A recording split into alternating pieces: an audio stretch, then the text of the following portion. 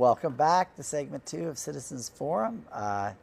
Today we have Warner Simbach with us, and Warner's more or less become our resident expert, dare I say it, on issues around climate change and global warming and such. And today we're going to be talking about hydraulic fracking and how hydraulic fracking is changing our world, and how physically what it is as a technique for developing natural gas. And then we're going to be going on to other issues about whether or not this is a good idea to be going in this direction. So welcome to the show, Warner. Thank you. Now, I think for starters, let's go back and just discuss hydraulic fracking. How does hydraulic fracking work? How are they able to extract gas out of the earth that they usually weren't able to up till now? Well, the way you have to imagine it, that you have gas being trapped in little pockets underneath the ground. But that's really inefficient trying to get that gas out, because you have a little pocket here, a little pocket there. If you could make that in the good old days, you know, when we used to drill for oil and also gas, we would find these really big pockets. Yeah. And once you have a hole in there, you would just pump out, you would be able to get gas or oil out for a long time. Now, of course, we're at the end of fossil fuels, really the end of cheap fossil fuels. Now we have to drill lots of holes trying to find the last bit of oil, last bit of gas. Hydraulic fracking, what it does is it finds these areas that has lots of little pockets of natural gas, and it breaks up the rock that's in between, creating a big reservoir again.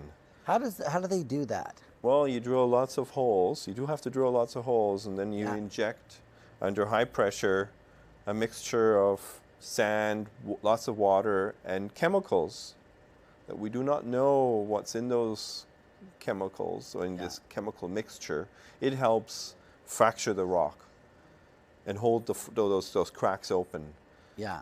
Now, there's a big controversy around those chemicals, because we would like to know what's in that material. Yeah. But it's a secret. It's a trade secret. So the hydraulic fracturing industry does not want to release the content of what's in that. Is it sort of like a lubricant, seen as being some type of... Yeah, it's some type of lubricant, yeah. But of course, the question is, though, you know, if they don't release it, why wouldn't they release it if it's safe? Safe to use? Precisely. It should be okay to let us know what's in it. Now, there's a really, for the viewers who may not know this, but there's a really excellent documentary that I could recommend. It's called Gasland. Yes. And in that documentary, they do explore the issues around fracking, and I think it's really important that every citizen of BC should watch that and think about this long and hard. And really what it does, what can happen with fracturing of the rock, basically you're going very deep into the ground, you go below the water table, which is really important. How many meters do you think? Oh, it could be thousands of meters. Really? Yes. So 1,800 meters, they've been fracturing actually the Gulf of Mexico, and we know how deep that is. And that's a big controversy all on its own. But really, on land, we should be really concerned about. The reason why is because sometimes when they fracture the rock underneath the water table suddenly has exposure to the natural gas. People who have wells up in northern BC, I'm sure a lot of the listeners who may be familiar from stories of friends who have, like a neighbor of mine, he has a friend who lives up in the Peace River country, and his well was contaminated from the fracturing that was going on. He has now natural gas in his well. Mm. So what happens is your wells, your sources of clean drinking water, the water table can be contaminated not only by the natural gas, but also by the fracking fluid that they're using. And since we don't know what's in that chemical cocktail mixture, we don't know how toxic or how dangerous that is for people who consume this water. I mean... And the thing is, once you contaminate an aquifer, there's no way to clean that up. It's forever. So, you know, we should be really careful of where and when we allow fracking to occur, if at all.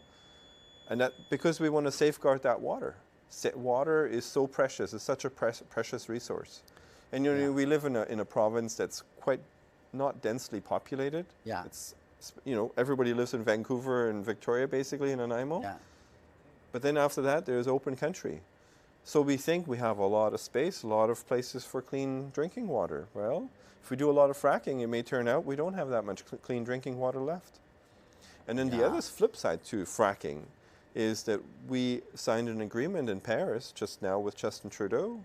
Yeah. There was a big climate conference where the entire world came together. We all agree that climate change is a big concern, so it seems. Yeah. Commitments were made, even the Premier was there. We need to cut our emissions drastically.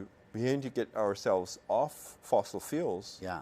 Well, natural gas is not a transition fuel, really. If you measure all the emissions that go with fracturing, and all the leaking that's going on of the natural gas, it's actually as bad as coal. So we thought we would be, doing something good by switching from coal to natural gas. Well, in fact, we're moving to something that's just as bad, and has this potential of contaminating our groundwater forever. So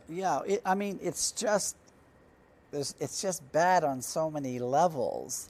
We're trying to find the upside, and recently, to bring it back to British Columbia, we have a premier that's basically staked her future on developing the LNG, liquefied natural gas, and they want to build big processing plants, and they want to ship this down the straits. That's probably the reason why we're building Site-C Dam, are we? Because we need lots of electricity in order to liquefy natural gas. You need a huge amount of energy to liquefy it. Yeah. And that expense, so we need to subsidize that with cheap electricity. So is that what we're doing with building Site-C? I mean, this is another, we can sort of do a segue here. So Site-C, there's this big dam that we're building for future needs of electricity. That's how they're selling it to us. Yeah. But there's a huge environmental footprint that comes with that, a negative environmental footprint. Yeah. First of all, we're losing prime farming land that's going to be flooded. When you have a big dam, what it does, it releases methane. It's a chemical process. Basically, you have bacteria breaking down organic matter without oxygen. It bubbles up in methane through the dam. So you can have a dam producing electricity, but also producing methane. So it could be as bad as a coal power plant. Yeah, I don't think people understand that if you look at demand for electricity, which is going down in many places. Right. And we're building all this capacity. And maybe a lot of people are thinking, oh, wow, electricity is a clean fuel, and then therefore we're not going to be burning oil or whatever. Sure. Yeah, it's just a spin. But it's sort of a trick. It's not the whole story. Yeah. If you look at the moment when you get the electricity and using the electricity, say, to charge up your electric car, you think you're doing something positive. But if that electricity came from a dam that had to be built, the concrete in this dam project requires massive amounts of energy.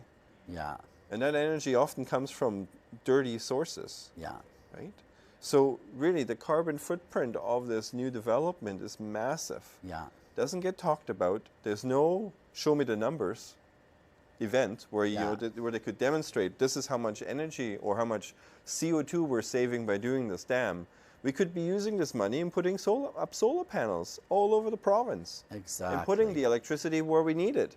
Now we need to ship down. That's another thing a lot of people don't realize. In order to bring this electricity down from the middle of the province, over hundreds of kilometers of wires, you lose power. Yeah. There's a huge power loss. You would notice better than most people. Yeah. So that doesn't get talked about either. Solar panels, if you have them on your roof, and this is where you produce the electricity and use the electricity, well, that's great. That's so much more efficient. It makes so much sense. But I think what we're always seeing with energy sources, of this oil and gas or electricity, that any type of source that seems to have a centralized sort of structure, large corporate interests seem to favor that, and where you're decentralizing, there doesn't seem to be as much profit in that in the long term. Perhaps I don't know. No, I think you're hitting the nail on the head. That's exactly what it is.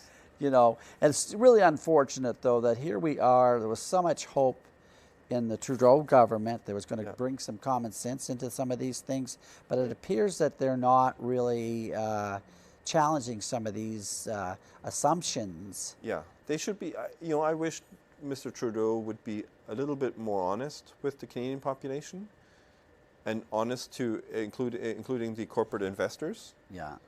That if we do make commitments like this in Paris, where we need to reduce our emissions by 30% by 2020, if I have the numbers right, which is a huge amount. More than a third have to disappear basically of the emissions prior to 1990 levels. I mean, how are we supposed to accomplish this if we keep talking about pipelines, dams that are not without CO2 emissions, fracking and natural gas exports?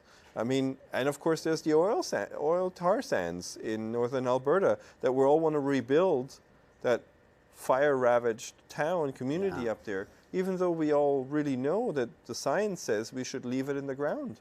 Yeah. We should not touch it anymore. That's what the science actually says. Yeah. The science says we've used up basically our carbon budget. We have now 400 parts per million of CO2. It doesn't sound like a lot, but it's an indicator. It's an indicator of where we've come from. We've come from 280 parts per million to 400 now. Yeah. If we In leave... what period of time did that happen? During the Industrial Revolution. But the problem with the 400 parts per million, if we keep it at that, and nothing, if we didn't increase it anymore, if we just keep it at that for hundreds of years to come, ask how warm the globe will be. How much warmer will the average temperature be? And how much higher will the sea level be at that level of CO2 in the atmosphere? So let's just kind of get into that a little bit. I mean, the evidence is that our activities, human activities, burning fossil fuels and all these other things that we're doing, is generating gases that go into the environment that raise the temperature. Now, what about the last 10 years, let's say, globally? How much temperature rise are we experiencing? Are we really seeing evidence of that? We have. We're at 1 degree now. And in fact, February of this year, in some places in the northern hemisphere, we had one day, I forget which day it was in April, we had a 2 degrees increase. Yeah. Meaning over the long-term average, we were 2 degrees above what is normal. Yeah. This year, June, May, April, all those months were the warmest ever recorded for those particular months. June was the warmest ever, and the warmest year was last year, and 2016 is going to be the warmest year ever recorded. We're seeing an acceleration of how much faster the Earth is getting warmer. It doesn't sound like a lot, but you have to realize this is over the entire globe. Yeah. This is the average temperature that has increased. There are people that deny that human activity is actually accelerating this type of global warming. Some believe in the tooth fairy too. and I think, there could be some type of analysis that say in 100-year cycles or 200-year cycles you're going to get these fluctuations. How much is in that? I hope they're right. Yeah. I wish they were right, because that way I could sleep better at night. Yeah. But unfortunately, the science, if you have a problem with your body or health, you go to the doctor. The doctor went to school. He studied. He may not have the answer to your problem. He'll send you to a specialist. Yeah. And they find a tumor. You have a brain tumor or whatever it may be, and they say, well, you can operate, and this is your diagnosis. So you go to the experts if you have a problem. Yeah. Well, the experts are out there. They're called scientists. Yeah. Right? They've been studying these issues for a long time. Yeah. They look at trends. They not only look at sediments from rocks or from mud. They look at the bubbles, the air bubbles that are trapped in ice in Greenland and the South Pole. And if you analyze those little air bubbles that are millions of years old, you get a history, a record of what the climate used to be like and how high the concentration was. Yeah. So just to come back to what I said before, we're at 400 parts per million of CO2 in the atmosphere. Well, the last time that happened, it was like we had 20 feet higher ocean level and 6 degrees warmer. So that's what we're in for. We're in for a 6 degrees Celsius warmer world Yeah.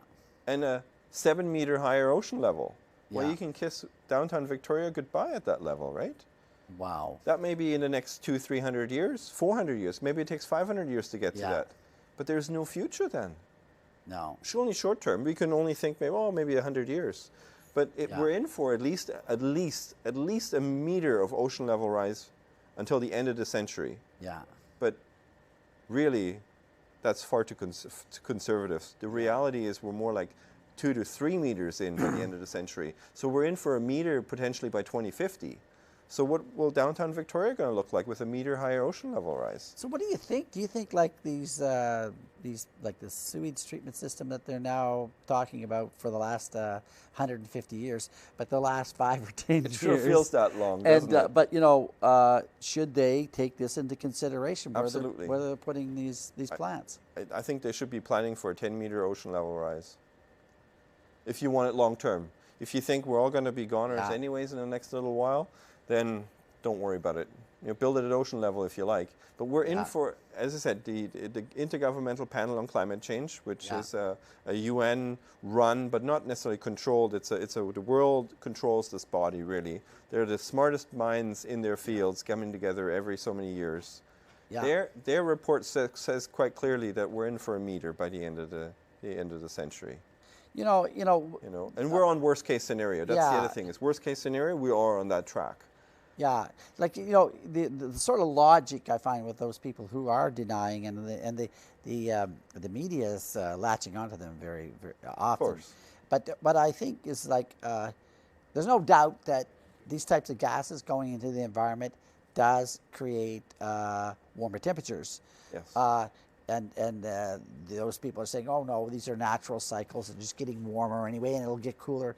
The thing is, it doesn't make any sense to, like, if your car is about to roll over the cliff, you don't get out and push it. Look, we all have people who are able to afford a house. They all have insurance.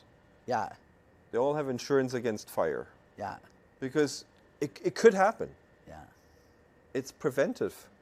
Yeah. It's a measure of security. Don't we want to prevent a possibility of ruining our only planet that we have?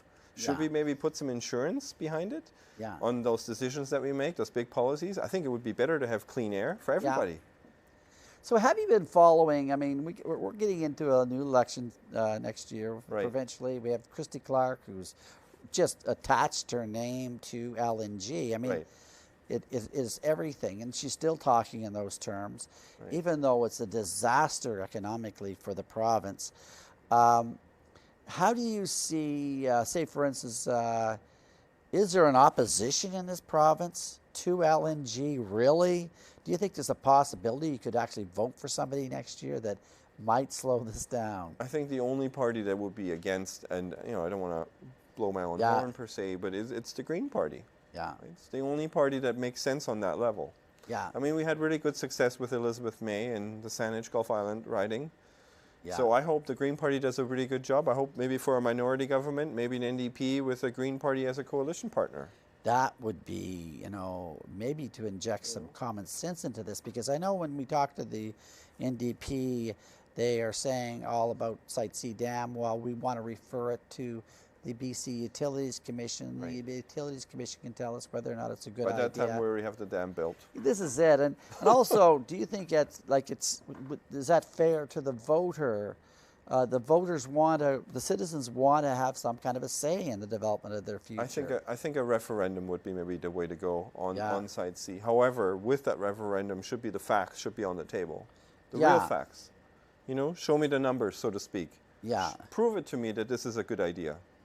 Yeah. Is it a good idea to put all this potential farmland at risk of being lost, where we know that, as the temperature rises and California is in a huge drought, we might need that land to grow food.